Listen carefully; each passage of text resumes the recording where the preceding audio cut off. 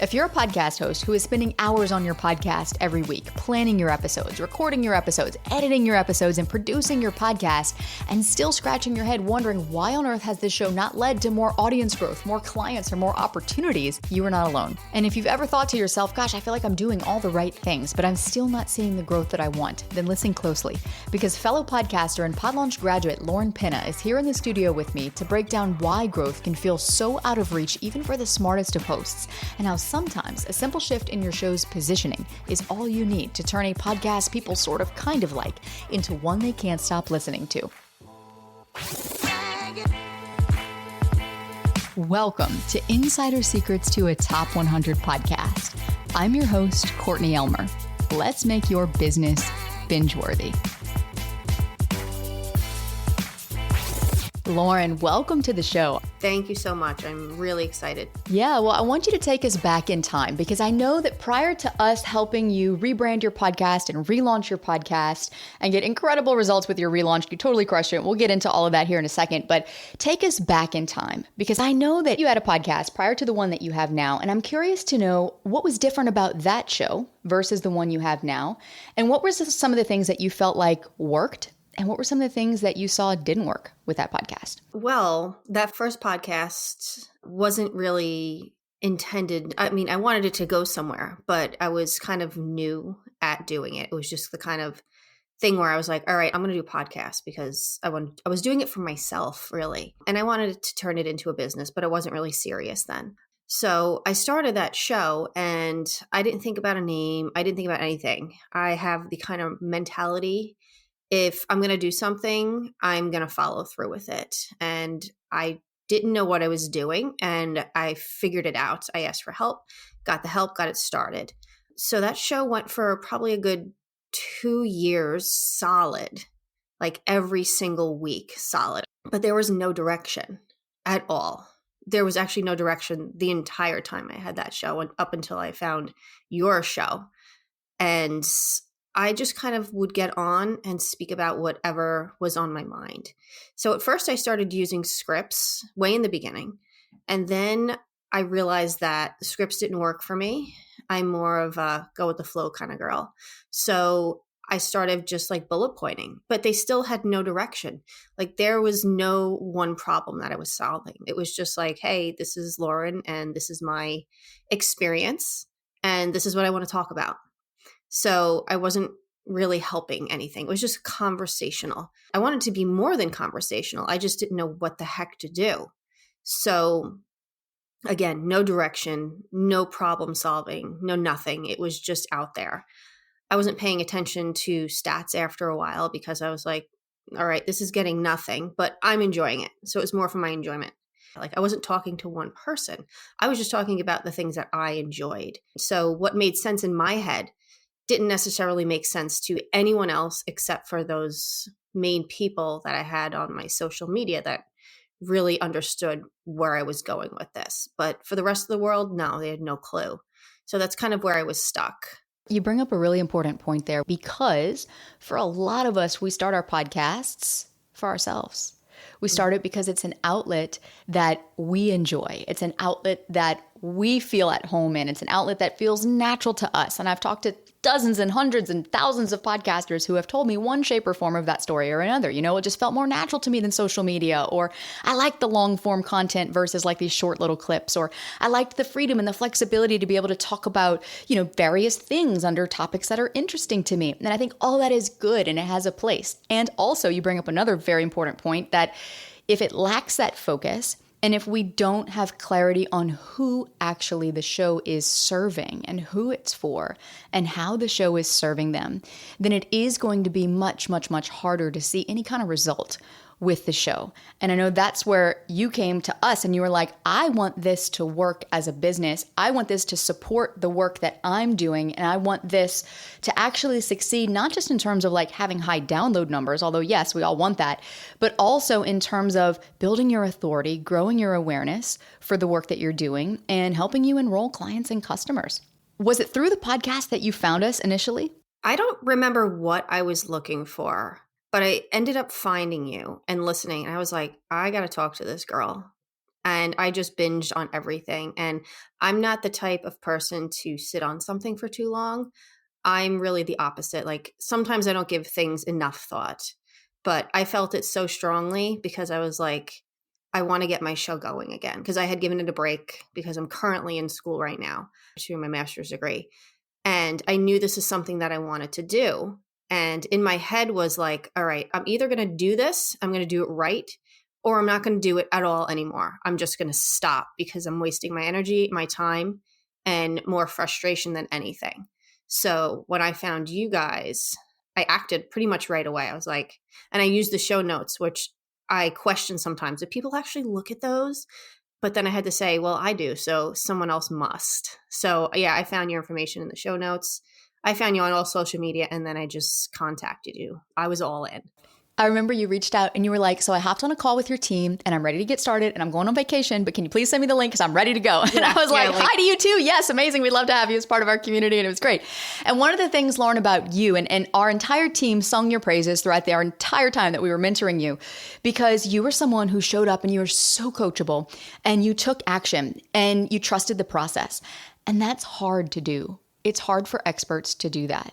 I question the process sometimes because it's like, I want to understand, or I want to know why you're telling me to do it this way versus this way, and it can be really hard sometimes to just let go of that need and that attachment for it to work. We all want that with our podcast. We want the podcast to work, but sometimes we can get too attached to that emotionally. And I'm sure knowing the mind and knowing the inner workings of the mind, a lot of times there's that subconscious pattern that's playing where it's like, no, I need this to work so badly. And so therefore I'm going to try to micromanage the outcome and I'm going to try to control the outcome.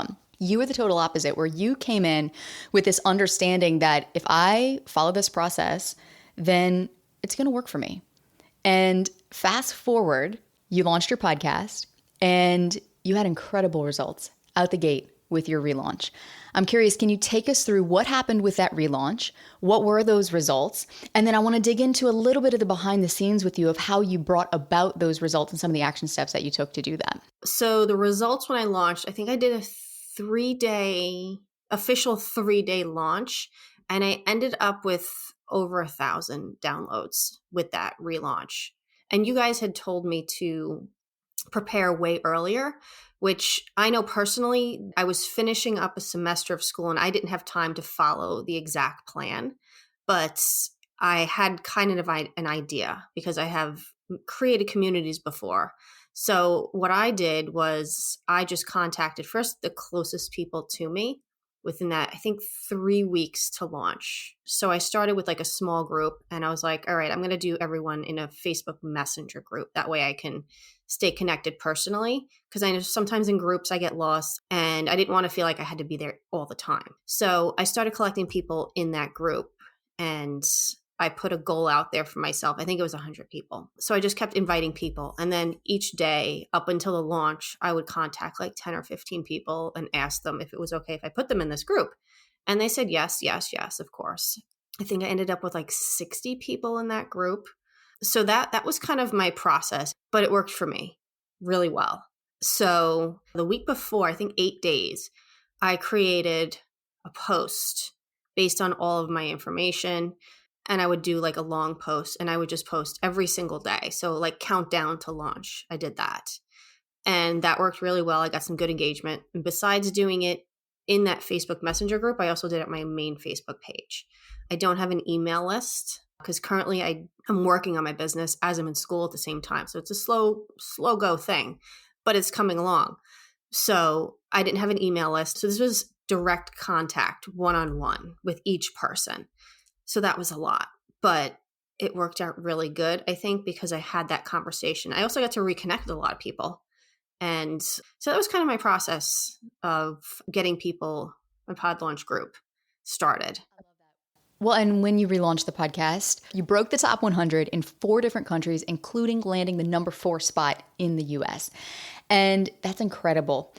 I want to just really acknowledge those one-to-one reach outs, because that's one of the things where in this world that we live in, we move at such a fast pace. We consume so much content on a day-to-day basis.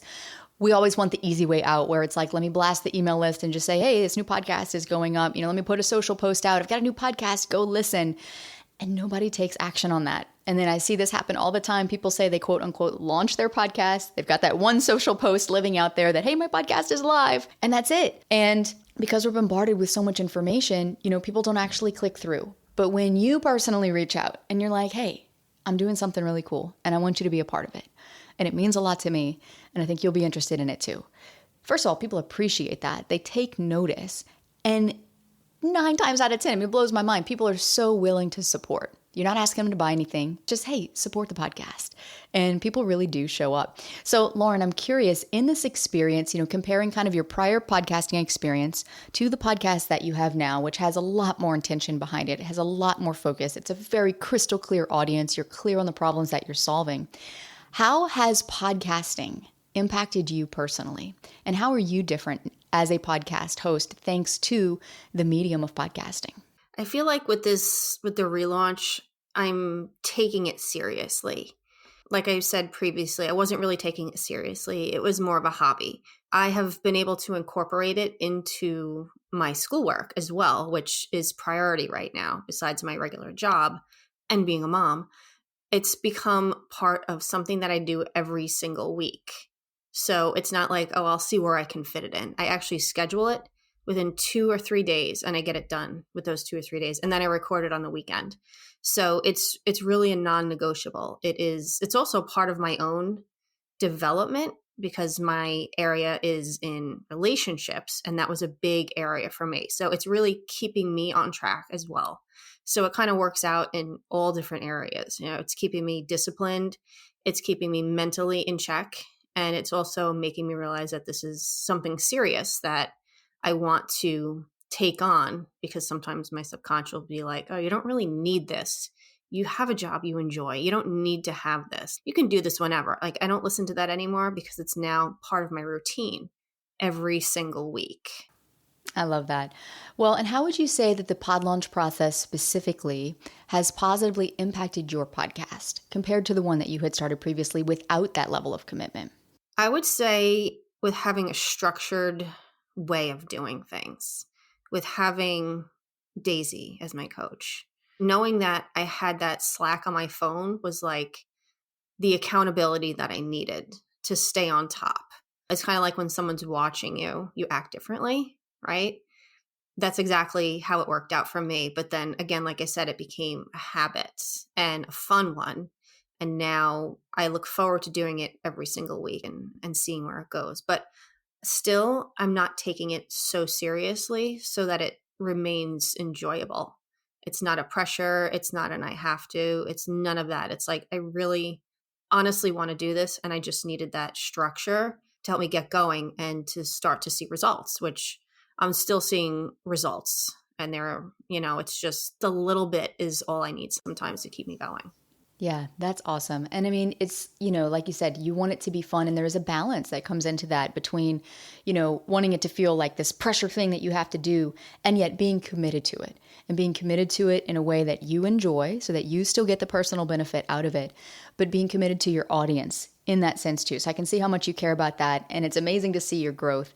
I'm curious too, for those listening right now who want to check out your show, tell us a little bit about your show and what it's about.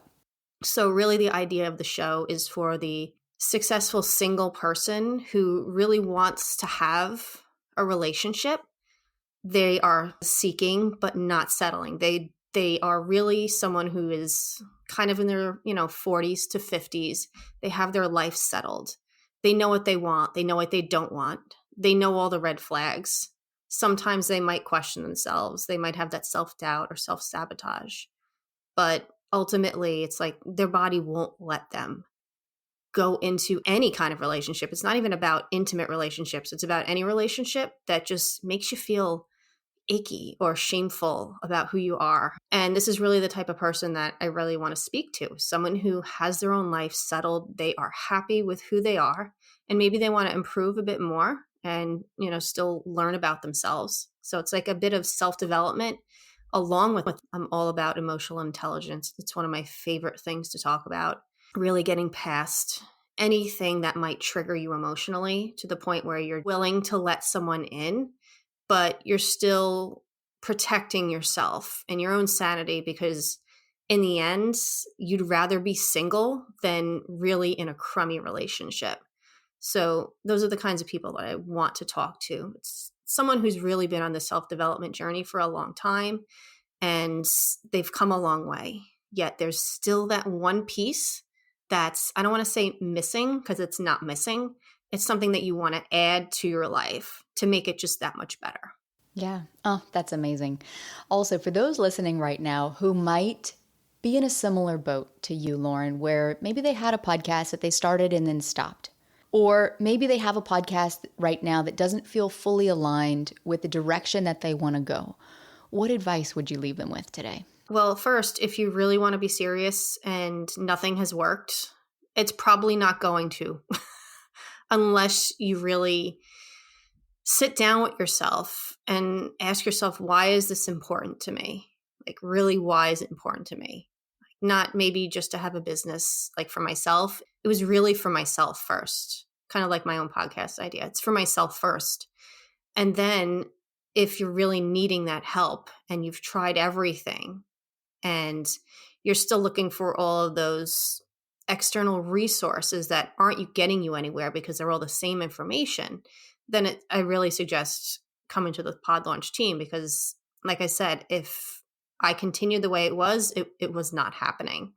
But now that I'm finally on track and I can see a future with this, and then at the same time enjoy the process, I told Daisy I'm giving myself 1 year for it to really sink in and be able to play with a lot of different aspects of it, like not looking to rush it. If you're someone who is like that, who really wants to take your time and learn and bring this forward as either a part of yourself or your business, then definitely reach out to the PodLaunch team, because this was a great experience, like a fabulous 6 months. And it really put me in my place too, because I was like, all right, I paid for this. Now I'm not just going to put it away like any other program, because it's part of who I am. It's really part of who I am. Oh, Lauren, thank you. And thank you so much for being here today to share your story with us. Of course. Thank you for inviting me. It was great.